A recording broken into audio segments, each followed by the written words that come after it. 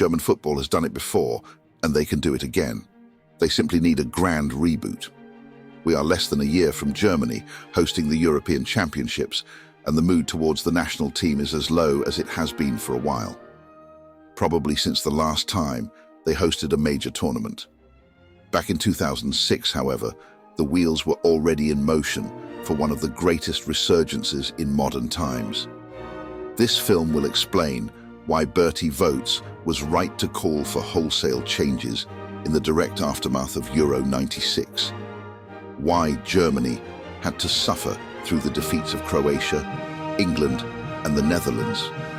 Why Germany probably won't win Euro 2024, and why a German reboot is needed once more.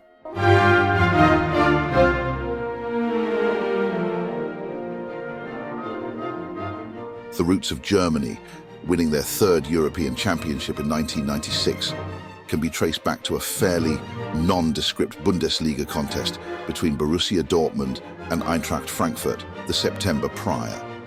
BVB won the game 4-3, but that didn't matter too much. The key part of the match was Matthias Sammer and his conversion into a libero. Germany as a nation had been wedded to the libero system for a long time, and that was only reimbursed as a concept as the 21st century crept up on everyone because of the quality of player they had deployed in the position. From Franz Beckenbauer to Lothar Matthäus, the quality in the position demanded the system remained. Only now, Matthäus was on the back nine of his career and was part way through a debilitating Achilles injury. Germany needed a new libero.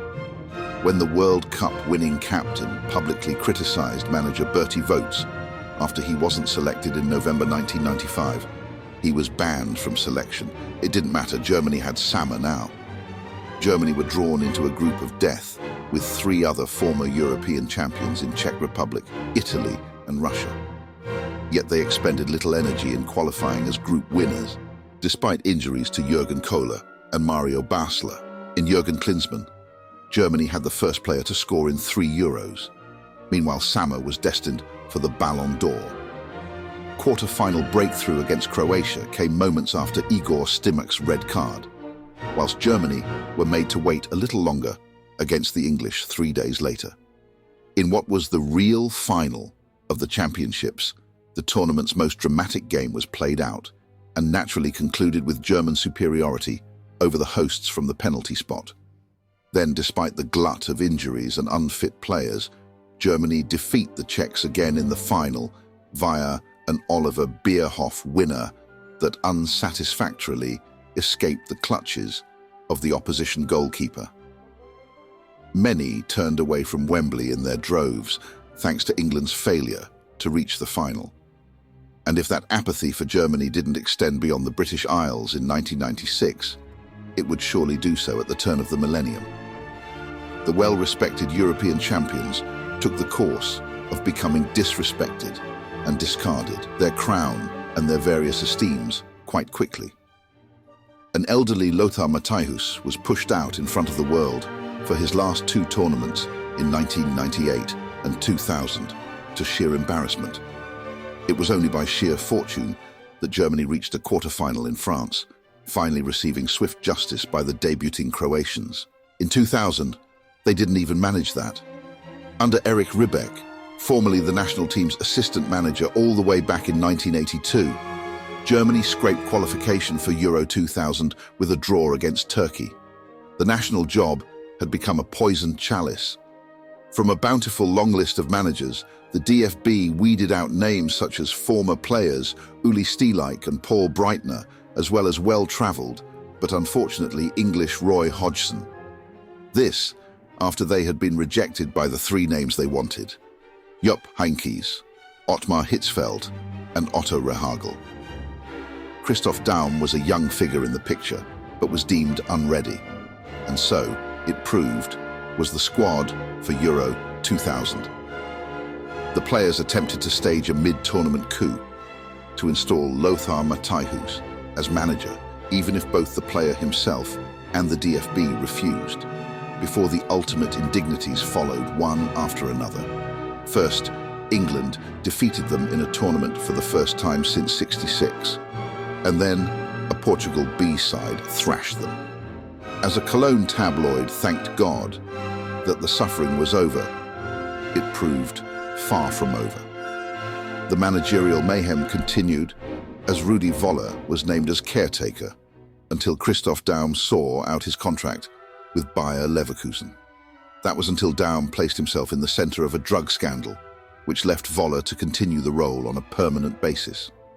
To the national team's detriment, Völler didn't opt to change much. They remained the old, frail team they had been and were famously demolished 5-1 by England in their own backyard. This left their hopes of even qualifying for the 2002 World Cup hanging by a thread, as they failed to beat Finland despite being offered a reprieve by the English, before finally booking their place at the tournament with a playoff win over Ukraine. Germany, in 2002, were underdogs in every sense, from the club team's travails in the Champions League and UEFA Cup finals to the national team's place as 7th or 8th favourite to win the World Cup. Luckily, they stumbled through the easiest route to any final anybody has ever faced. They needed a late winner to vanquish Paraguay, were lucky that the referee didn't spot Torsten Frings' handball on the line against USA, and had to rely on late brilliance from Michael Ballack again in the semi-final. Oliver Kahn would win the Golden Ball, albeit after fumbling a shot in the final that led to Germany's belated demise. With that exit, the final masked the severity of Germany's problems. In the past 3 World Cups, Germany had only beaten Bolivia, South Korea, Belgium, Iran, United States, Mexico, Saudi Arabia, Cameroon and Paraguay. It was hardly a roll call of elite names. Their record against European teams was distinctly average, with only Belgium, in a 1994 knockout tie, beaten, since they had suffered elimination at the hands of Bulgaria and Croatia and were held by teams like Yugoslavia and Ireland. The corner was never going to be turned at Euro 2004. They scraped past a caliber of team like the Faroe Islands and were thumped 5-1 by Romania. A subpar Dutch team couldn't be beaten in their tournament opener in Portugal before the flattest of stalemates against lowly Latvia followed. In a callback Hollywood would be proud of, Germany then bid their goodbyes in the second European Championship in succession by losing to a group winner that trotted out their reserves. This time, Czech Republic's B team was enough to take 3 points off the Germans. Humiliated again, little solace could be found. At least Völler had attempted to integrate younger players into the setup, and outside of Ballack and Kahn, the most prosperous figures in the team were the 3 youngest. Philipp Lahm, aged 20, as well as Bastian Schweinsteiger and Lukas Podolski, both aged 19. Just how could they get back on the map? The roots of Germany winning their 4th World Cup can be traced back to a phone call between then-manager Berti Vogts and DFB President Egidius Braun, a mere 2 months after they had won Euro '96. The manager's opinion was that DFB needed to place more care into its youth development and into footballing education from a young age. At the time, the plan was already set in motion for Germany to bid for the 2006 World Cup hosting rights. The DFB simply had to have a competitive team in place by then. Only this plan would take longer than 10 years. This was a country where its top division was almost populated by a majority of foreign players, where Energy Cottbus fielded out a foreign 11. Votes convinced the DFB to launch the talent promotion program. Based on models from France and Netherlands, the DFB hired 400 more youth coaches. 21 regional associations were handed $800,000 to improve scouting and schooling at under 13 level. Only with the early exit at France '98 did the DFB pledge a further $1.3 million on 120 youth football bases for kids aged between 13 and 17. 2 years later, off the back of another dismal German summer, the DFB unveiled the extended talent promotion program. The amount of youth football bases extended to 390, the amount of salaried coaches increased to 1,170, and the DFB promised a further £8 million per year. By 2002, they set out measures to bar clubs from competing in the top two divisions if they didn't have a suitable youth academy in place. Soon enough, there would be more Germans playing in the Bundesliga, but partly out of necessity. In 2002, Kirch Media went bankrupt, and this was simply disastrous. Kirch were the Bundesliga's broadcast partner, and with dozens of clubs staring down the barrel of financial oblivion, they now had to trust the players that came through their academies. Thanks in part to the DFB, a higher quality was being prepared on the conveyor belt, thanks to the establishment of competitive leagues at under-19 and under-17 level. Between 2001 and 2015, it had been estimated that the top 36 clubs in the Bundesliga structure had spent over €1 billion towards youth development. For the national team, the DFB were aided by a citizenship law in 2000 that no longer required a German bloodline to seek citizenship in the country.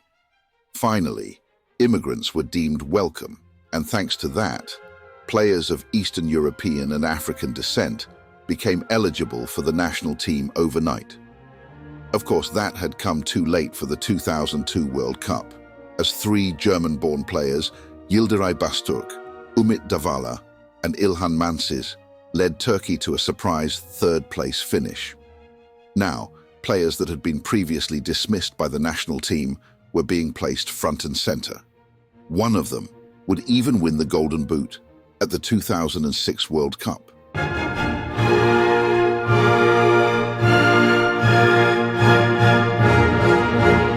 Unsurprisingly, it took just 12 hours after Germany's elimination for Rudi Völler to step down.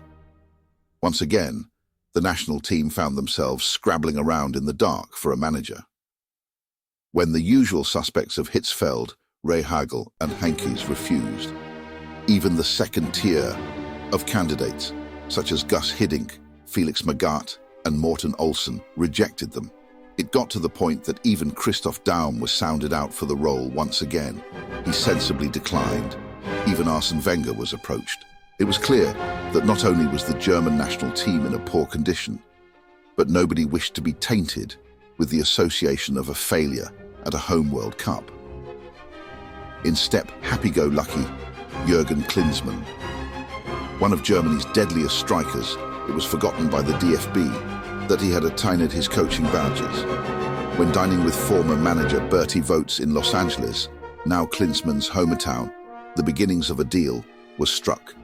Reading the room, Klinsmann knew he held the cards, so only took the job with the demand of change. On the morning of the Euro 2004 final, Klinsmann launched an attack on the DFB. He claimed they lacked a vision and needed a general manager to oversee such a vision.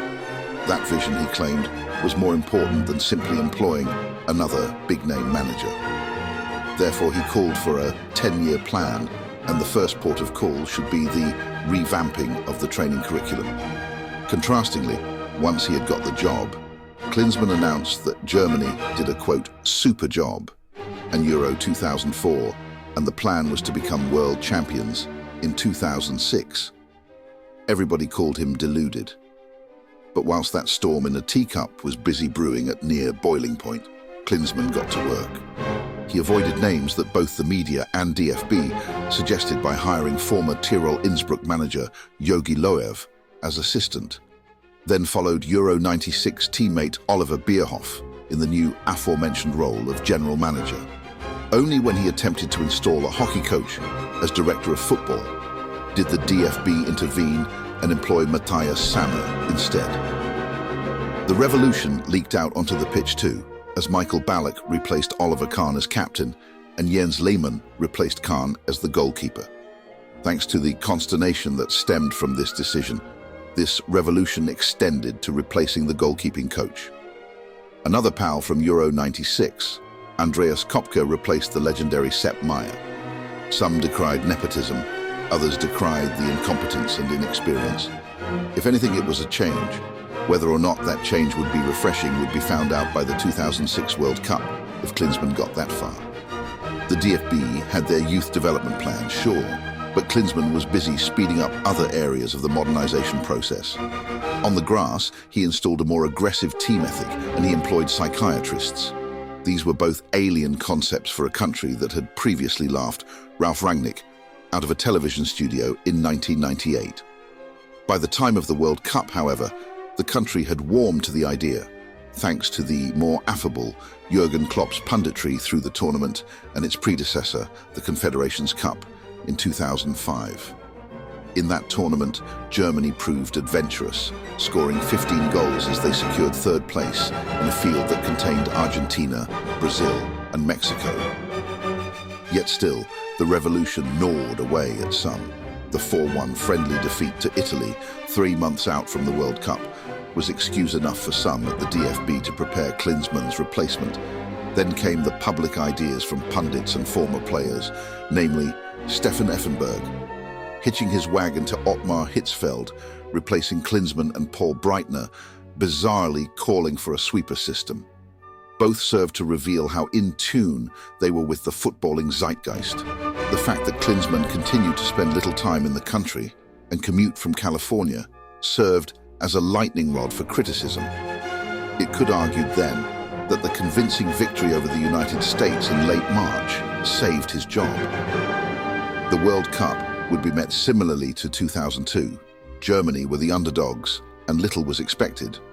Their key figures of Michael Ballack and Philipp Lahm were both carrying injuries into the tournament, and a much tougher knockout phase was surely ahead of them. In comparison to 2002, then it became a summer of dreams, fun football with a youthful tinge. The curtain was raised on the tournament with the stunning thunderbolt of a goal from Lahm against Costa Rica. Torsten Frings replied in kind with one of the World Cup's greatest goals in the second half of the same game. There was the delirium of an Oliver Neuville winner against Poland, the scoring streak of Miroslav Klose, the rise of Lukas Podolski against Sweden, the tense quarter-final penalty triumph over Argentina. Suddenly, Germany were in another semi-final, beloved by not only their own supporters but by neutrals too. Some even cast them as favourites. But just when they started to believe, Italy dispatched of them in Dortmund, first with a slick set piece, then with a blistering counter. They finished third, a place back as opposed to 4 years prior, but the outlook completely different. Ask a German of a certain age, and they will say this was their most enjoyable summer following the national team. And of the players, they felt refreshed by Jurgen Klinsmann. Under Rudi Völler, Philipp Lahm ruled the relaxed training sessions devoid of analysis or tactics, which he labelled totally random. Per Mertesacker declared the whole team were inspired by Klinsmann, and as a result, the nation was once again inspired by the national team.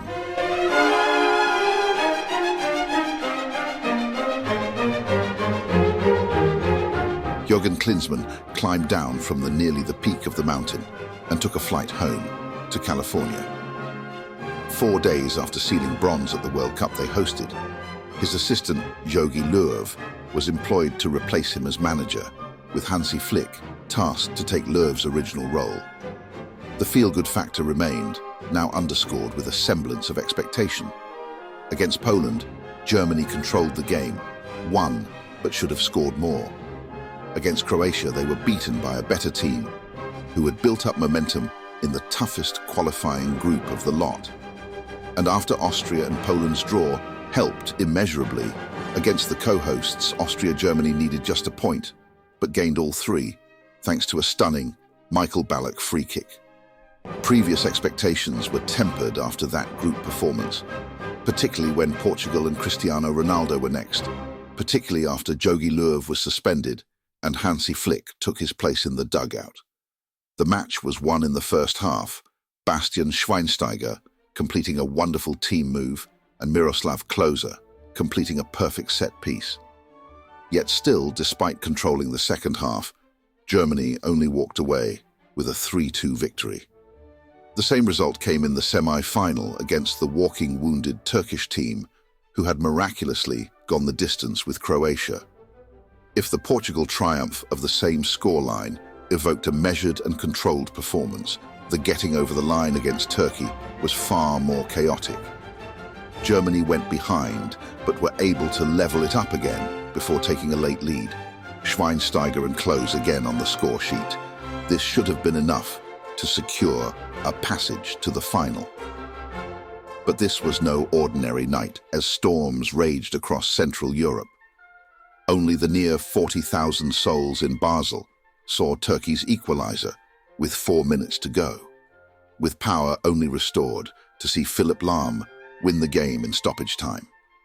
In a night where Germans expected an easy ride, they had to contend with the game of the championships.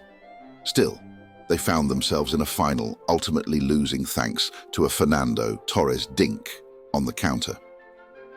In the end, the rightful winners took home the European Championship, and in another era, the more undeserving, more German team would have won the competition and inaugurated another great international dynasty. That onus was placed on Spain, not Germany, for the foreseeable future.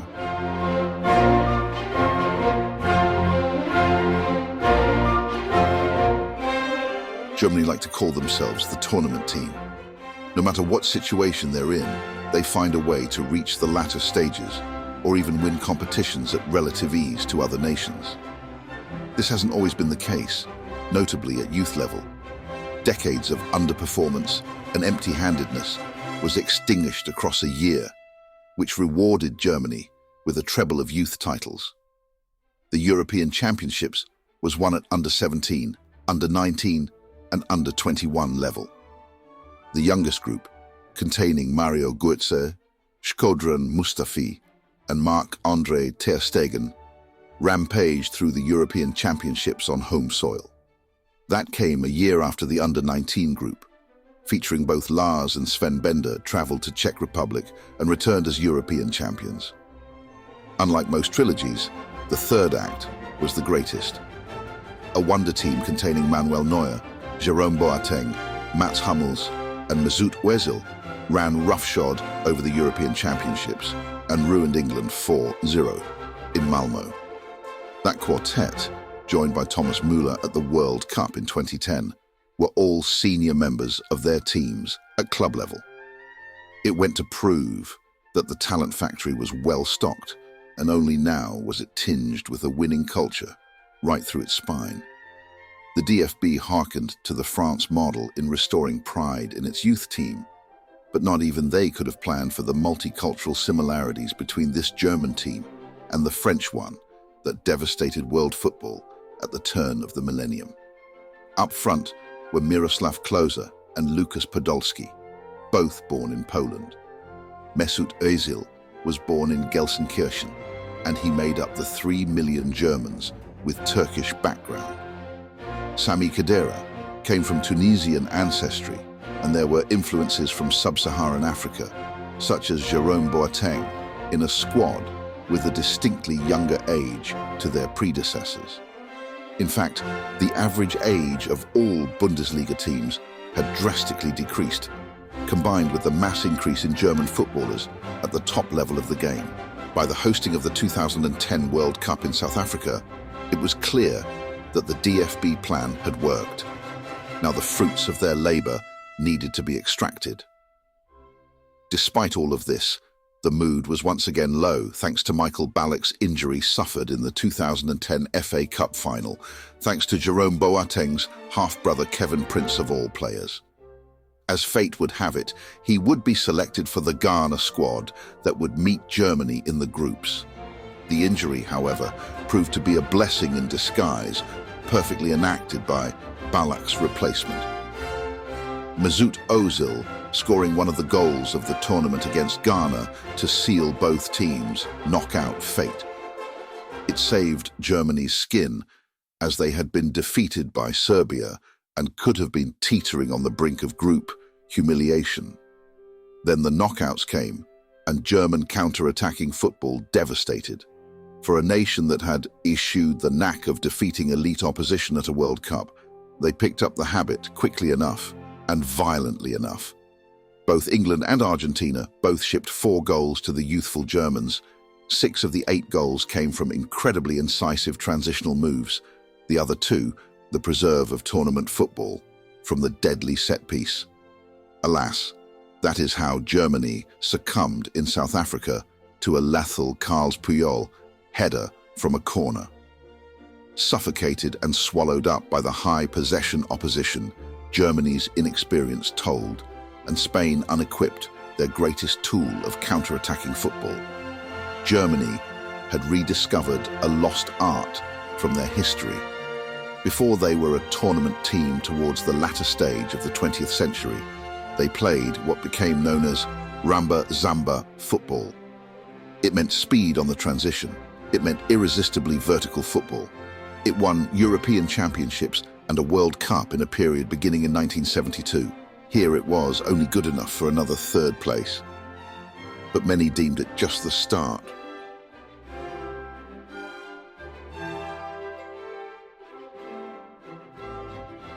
The Bundesliga returned to the wider consciousness of the European football fan.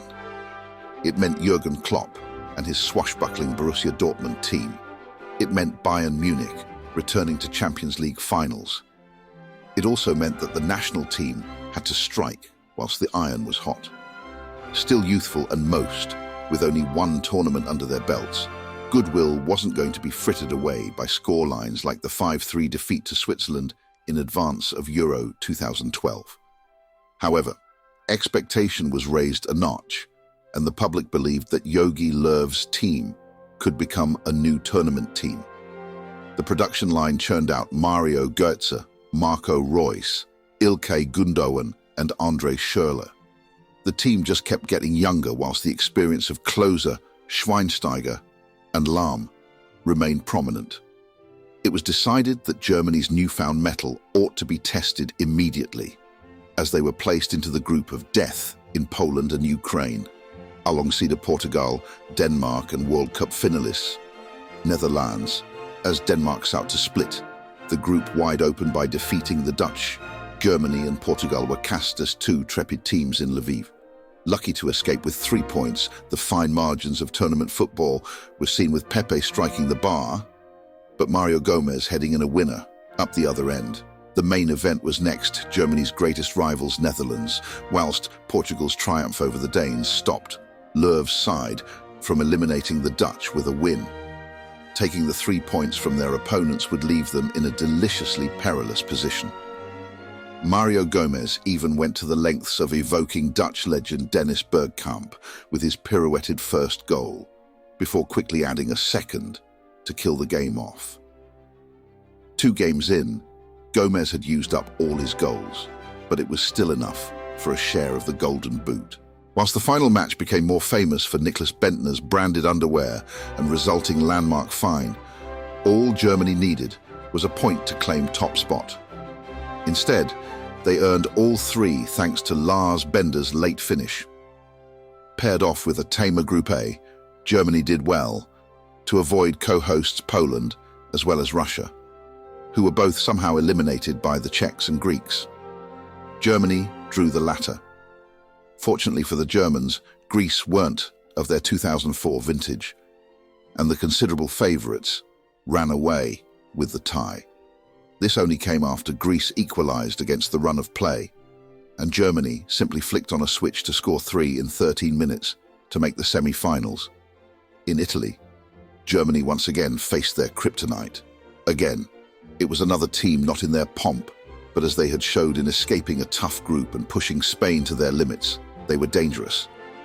The Germans started off ferociously, but spurned plenty of chances before Mario Balotelli's greatest moment, a first-half double that ended the German dream. The critics were out in force, as predicted. Bastian Schweinsteiger wasn't fully fit, but played anyway, despite the game visibly passing him by. There was the conceding of another set-piece goal, as had been the case in Germany's eliminations in both 2006 and 2010. There was the fact that this Germany didn't play like Germany. The public had been willing to accept the near misses of 2006, 2008 and 2010 as part of a new age of very un-Germanic football, but now was the time to get over the line and win a trophy. Therefore, to not even get to the final was deemed a failure. and Germany were branded as chokers. Such is the fine line between success and failure in international football.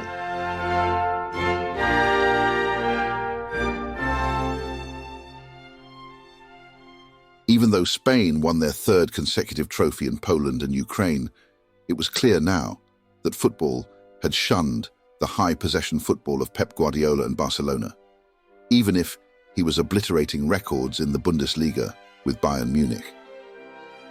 It's not often that a week or even a match can define a clear shift in footballing ideologies. The modern-day Hungary versus England of 1953, however, was there for all to see when Spain's best lined up against Germany's best in a pair of Champions League semi-finals for the ages. Borussia Dortmund eviscerated the great Real Madrid, as if Spain wasn't still recovering from the 4-0 humiliation Bayern Munich had dished out to Barcelona. The reign of Spain was over. Germany now were at the forefront. Whilst German teams had performed well in Europe in the bleakest times for the national team between 1997 and 2001, this was different. There was an ideology behind it, the Gegenpress taking over what many labelled tiki-taka. Bayern Munich won the first all-German Champions League final at Wembley of all places, and Jupp Heynckes muttered what the entire country was thinking when he said, "It's time for the Lahm and Schweinsteiger generation to win an international title." The only problem was that no European team had won a World Cup in the Americas, and it just so happened that this World Cup was to be held in Brazil. The South Americans had won 4 of their 5 World Cups in the Americas, whilst each of the 5 European nations to reach an Americas-based World Cup was slain. Germany were not excluded from this list, going down to Diego Maradona's Argentina in 1986. Germany wasn't a team without problems. Manager Jogi Löw stated that he would only select players in peak condition. Yet when the likes of Manuel Neuer, Philipp Lahm, Bastian Schweinsteiger and Sami Khedira reported to the training camp unfit, and Miroslav Klose was patently lacking match sharpness, he simply had to row back on the idea. Furthermore, the team's depth took a hit with the injuries to Lars Bender and Marco Reus, injured in preparation for the tournament. Tactically, Pep Guardiola had wedged a spanner in the works by deploying Philipp Lahm in a midfield pivot role.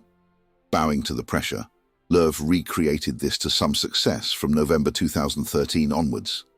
However, the move only served to highlight the real dearth of quality in the nation's fullbacks. By this point, Jogi Löw had ridden the storm that called for his dismissal immediately after Euro 2012. A draw against Sweden in Berlin 3 months later, after being 4-0 up, hardly helped. Alas, Germany qualified with ease, winning their other 9 fixtures. Still, the mood was relatively low in Germany. Their supporters were still entitled enough to demand a place in the final, but were still concerned of being embarrassed. Portugal were first in Salvador. Jogi Löw didn't quell many fears in his starting lineup that saw Thomas Müller lead the line ahead of Mario Götze, Mesut Ozil and Sami Khedira. To borrow a page from the Spanish in deploying a false 9 might have been admirable in 2012 or even 2013.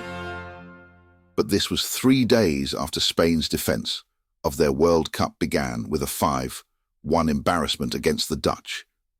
Still, it worked. Nice interplay saw to the awarding of a penalty early on, which Thomas Müller converted before Mats Hummels finished off a set-piece. Tournament football 1-0-1. Then Pepe pressed the self-destruct button, throwing his head towards a downed Müller, and received a red card.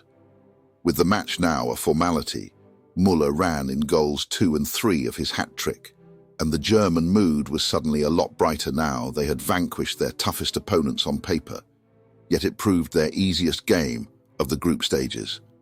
Germany had a proficiency to starting a tournament on a hot streak and could now boast a record of 5 wins from 5 tournament openers from 2006. The second game, however, always came a little trickier. They'd won just 2 in the same time period, and even those victories were scant cause for celebration. A last gasp, 1-0 triumph over Poland on home soil in 2006 And a nervy 2-1 victory over a poor Dutch side in 2012 was nothing to write home about. Nor were the 2 draws against Ireland and Latvia, as well as the defeat against England in second matches of tournaments at the start of the millennium. Although Ghana were clearly not the team that became the neutrals' favourite and could have eliminated Germany from the group phase 4 years prior, they still provided enough that the Europeans suffered the second game itch once again, drawing 2-2. The transitional nature of the game was cause for many to lambast the country's distinct lack of a true number 6. In the group phase, Philipp Lahm was the mainstay in the position, whilst Toni Kroos played alongside either Khedira or Schweinsteiger. Whilst not fielding a true 6, Lowe opted for Jerome Boateng and Benedict Höwedes out of position at fullback. Perhaps it was this German pessimism that drove fears of a potential non-aggression pact with the USA in the final group game. After all, a 1-1 draw would be enough to see both through, no matter what Portugal or Ghana could do. After all, Jürgen Klinsmann was the opposition manager. Ultimately, Thomas Muller's second-half winner, teamed with a slender Portugal victory, did the same trick anyway. If reminders of Gijon and 1982 were unwelcomed by Germany, then their last 16 opponent was the worst possible outcome: Algeria, the victims of Gijon. Also Algeria, the surprise slayers of West Germany in that very same city a week prior. Fueled by the injustice packaged and handed down from generation to generation, Germany found a motivated opponent in Porto Alegre for what should have been a blasé knockout win for an elite country. The German mood already soured with the continuation of Lahm in midfield, and now Mustafi tested at right back, worsened with the incredible Algerian application over a goalless 90 minutes. With Mustafi's second-half injury, Lahm finally reverted to right back, and consequently, Germany's production down the right-hand side skyrocketed. The game needed extra time, but it was sealed from a move coming down the right, which ended up with a Mesut Ozil goal that sent Germany 2-0 up. A much-needed goal, since the North Africans immediately replied. It was a match dictated by the goalkeepers, from the incredulous heroics of Rizem Bolhi to the even more extreme sweeper-keeping from opposite number Manuel Neuer. The result did very little to bolster the national mood. The post-match interview Per Mertesacker carried out after completing 120 minutes did, however. Through a litany of questions, the defender finally snapped, stating, "Do you want a successful tournament, or do you want us to play beautiful football and get eliminated again?" The clip spread through social media, lighting a fire both with younger supporters and in the team. Now perpetually bonded, they prepared for France in the Maracan. Imbued by the critics in the media, Germany won ugly again with an all-time supreme tournament performance. In the same way, Germany had been stung in the semi-final 4 years prior. They outlined that they had learned from their lessons of set-piece misery. Mats Hummels nodded in the only goal of the game, and Manuel Neuer was the hero at the other end yet again. They weren't playing beautiful football, they weren't eliminated, and the favourites and hosts, Brazil, were next. Brazil, without the injured Neymar, without the suspended Thiago Silva. Despite the emotional Brazilian response that eulogised the former, as opposed to the latter, it was clear that the Seleção missed the latter more so. Gary Neville has come to regret calling David Luiz as a PlayStation defender, but in Belo Horizonte, both the defensive and midfield units that Luiz was in charge of for Brazil. In this semi-final, all behaved as though they were controlled by a 4-year-old. First, they slumped to a Thomas Muller goal from a corner. Then came the surgically applied onslaught of Klose, Khedira, and Kroos. Suddenly, Germany were leading by 5 and perpetrating the most incredible victory in World Cup history. Just as Ronaldo had overtaken Gerd Muller's World Cup scoring record in Germany, Miroslav Klose had repaid the favour by scoring his record-breaking 16th and final World Cup goal in Ronaldo's home country. As the world wept for Brazil, Germany picked apart their strewn hosts with an incisiveness that was scarcely believable for top-level sport. There was no cause for German celebration, as they merely sat aghast in the dressing room at half-time. They agreed not to further humiliate the hosts. Substitute Andre Schürrle, perhaps staking a claim for a place in the final, ignored that message by scoring goals 6 and 7, as others went to great lengths not to score. Namely, Mesut Ozil, who first point blank refused to counter a kamikaze Brazil attack and received a thankful high five from his opposition. Then, he screwed a simple 1-on-1 slightly wide of the mark. Neuer was left incredulous at conceding in stoppage time. The rest of the world perpetually incredulous at the scoreline. Argentina were next, and even though Brazil wouldn't meet them in the final, they had enough motivation. It was said that Lionel Messi was owed a World Cup trophy, thanks to his glittering career. There was also the small matter of Argentina winning the World Cup in the Maracanã. As seismic as that would be, Europe had become the dominant force. Only Brazil in 2002 and Argentina in 2014 had stopped a clean sweep of European finalists in the World Cup in the 21st century. But just as that omen was true, so was the fact that a European team had never won the World Cup in the Americas. If anything, the veracity of their semi-final triumph over Brazil hampered Germany. What was once indignation had turned into the deification of the entire team. Whilst they had to rally against sentiment in the media before the Brazil match for their overcritical nature, now they had to do so to stop the leaking of complacency. In the unlikely event that German minds had wandered, then the last-minute injury to Sami Khedira, which struck him from the starting lineup, certainly recalibrated them. In his place, Jogi Löw had to call on a man who hadn't started in a competitive game at international level, who wasn't even in the provisional squad for the tournament. In as substitute for injured Lars Bender, Leverkusen team, Christoph Kramer stepped into the squad and now started the final. It was a World Cup final of its time, a nerve-shredding tiptoed dance that feared failure, that hurried along the beckoning of extra time and potentially penalties. Bright spots saw Gonzalo Higuain's goal ruled out, and almost his lights knocked out in a collision with Manuel Neuer, whilst Lionel Messi spurned the greatest eligible chance wide in the second half. All the result of Germany's desire to play a high line. Yet, they didn't play as aggressively in attack, so the game went the distance. Jogi Löw had one piece of advice in the 88th minute for his second substitute: show Messi that you're better than him. Whether or not he believed it, Götze made sure he had more World Cup winners' medals than his opponent, with an extra time volley that finally broke the ice and delivered the trophy to Germany, not Argentina.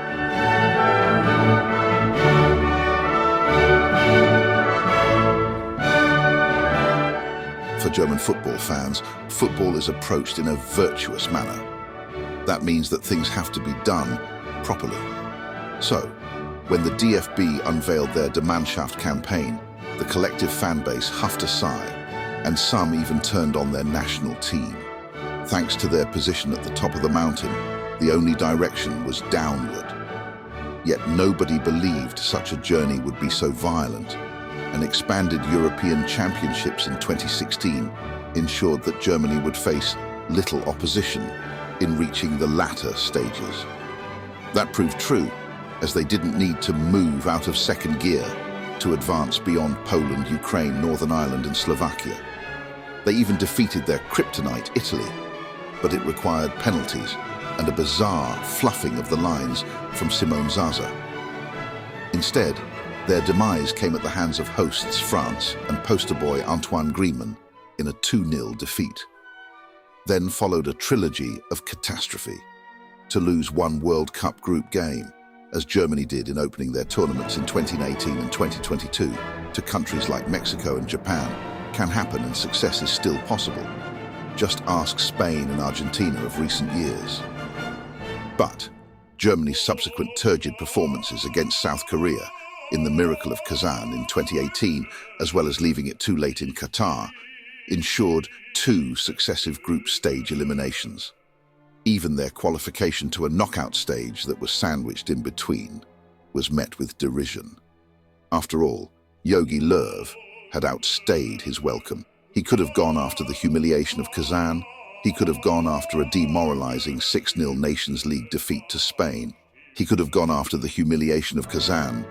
He could have gone after a demoralizing 6-0 Nations League defeat to Spain. He could have gone after becoming the 3rd Germany coach to lose a World Cup qualifier. Whilst the latter point sounds drastic, other managers had lost to Portugal in 1985 and England in 2001. 20 years on, Löw had stooped to the depths of defeat at home to North Macedonia. Instead, a vague attempt at boosting morale was concocted as Löw announced his departure after the upcoming European Championships. A tournament where Germany's place in the group of death was aptly named until Leon Goretzka saved his nation's campaign 6 minutes from time in the last group game against Hungary. That slapdash progression was juxtaposed with a defeat against a team they hadn't lost to in the knockout of a major tournament since 1966. England and Wembley, it was again. Building with a home, championships in mind, Germany were hoping to capitalize on the kind of goodwill that England and Gareth Southgate had cultivated in reaching a final when they appointed Hansi Flick.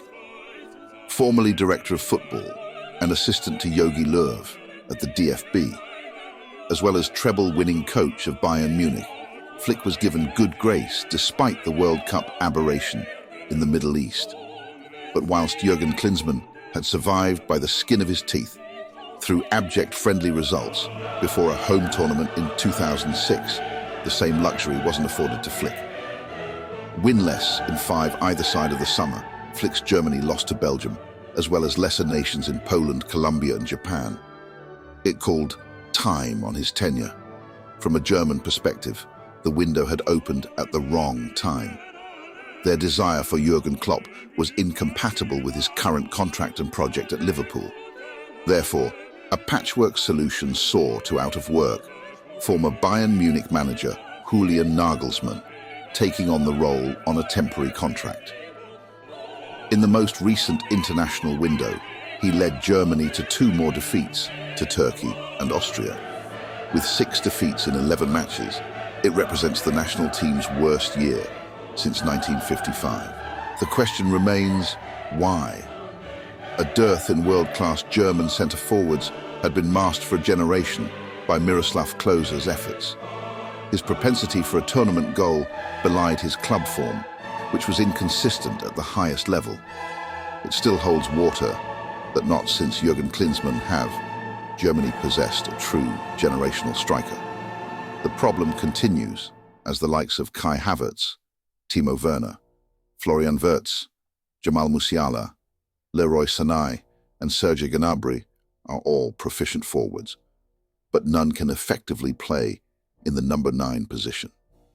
Niklas Füllkrug has barely patched over this problem and is the wrong side of 30, whilst Lucas Nemecha has yet to hit the ground running for the national team since helping the under-21s win the European Championships in 2021. There is potential in the youth squads, however. Youssoufa Moukoko featured for the national team in Qatar and is one of the highest-rated young forwards on the continent. Meanwhile, Paris Brunner and Robert Ramsack both shared the Golden Boot in Germany's successful Under-17s European Championship campaign. Whether this can drag Germany out of its current funk remains to be seen. It seems that currently the problems are far more deep-rooted in the DFB, but we heard this before, in the times of Klinsmann and 2006, right before Germany hosted a major championship. I'll leave you with an illuminating quote from Oliver Bierhoff. After the 1990 World Cup win, Franz Beckenbauer said, "We'd be unbeatable for years to come." Then we woke up in 2000 after patting ourselves on the back for 10 years. We mustn't make the same mistake again. We don't want to wake up in 2024 and say, "We missed the boat and rested on our laurels."